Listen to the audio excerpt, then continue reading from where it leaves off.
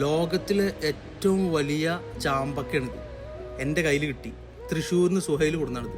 ഒറ്റ നോട്ടത്തിലൊരു ഈത്തപ്പഴം, വലിയ ഈത്തപ്പഴം പോലെ ഉണ്ട്. പക്ഷേ ഇതിൻ്റെ സ്മെല്ല് ഒരു ആപ്പിൾ പോലെയാണ്. ഞാൻ ഒന്ന് കഴിച്ച്, ഞാൻ 3 എടുത്തിരുന്നു, ഒന്ന് ഞാൻ കഴിച്ച്.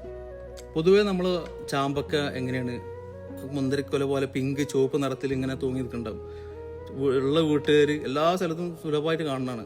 വീട്ടുകാരും കൊടുക്കില്ല. ചില വീട്ടുകാർ വിചാരിക്കും ആരെങ്കിലും നിന്ന് ചോദിച്ചാൽ ഫുള്ളായിട്ട് കൊടുക്കായിരുന്നു. കാരണം നേരം കൊടുക്കുമ്പോൾ അതിന് അടിയിൽ ഫുള്ള് മുറ്റം വൃത്തിയായിട്ടുണ്ടാവും. ഇത് ഞാൻ ഒന്ന് കഴിച്ചപ്പോൾ ഉണ്ടല്ലോ, വല്ലാത്തൊരു രുചി. സുബ്ഹാനല്ലാഹ്. നമ്മളോട് പറഞ്ഞാണ് എൻ്റെ വീട്ടിൽ നിന്ന് പൊട്ടിക്കണം, ഭൂമി സ്പർശിക്കാൻ പാടില്ല എന്നുള്ളത്. ഭൂമിയിൽ തൊടാത്ത ചാമ്പക്ക നിന്റെ കയ്യിലുള്ളത് വിമാനം കയറി വന്നതാണ്. ഒരുപാട് ആരോഗ്യ ഗുണങ്ങളുണ്ട് ഇട്ടത്. ഒരു പാട്ടില്ലേ പീർ മുഹമ്മദിന്റെ, ചാഞ്ചക്കം ചായുന്ന കണ്ണിൽ മഷിയിട്ട് ചാമ്പക്ക ചുണ്ടിന്മേൽ ചെഞ്ചായം തേച്ചിട്ട്. അതിലെ ചാമ്പക്കയാണിത്. അവിടെയാണ് ഇത് വർണ്ണിച്ചിട്ടുള്ളത്. ഈ ചാമ്പക്കയാണ് ചാമ്പക്ക മക്കളെ. ചാമ്പക്കുള്ള വീട്ടുകാർ കഴിച്ചോളിയും. ശരീരത്തിന് ഒരുപാട് ഗുണങ്ങളുള്ള സംഭവമാണിത്.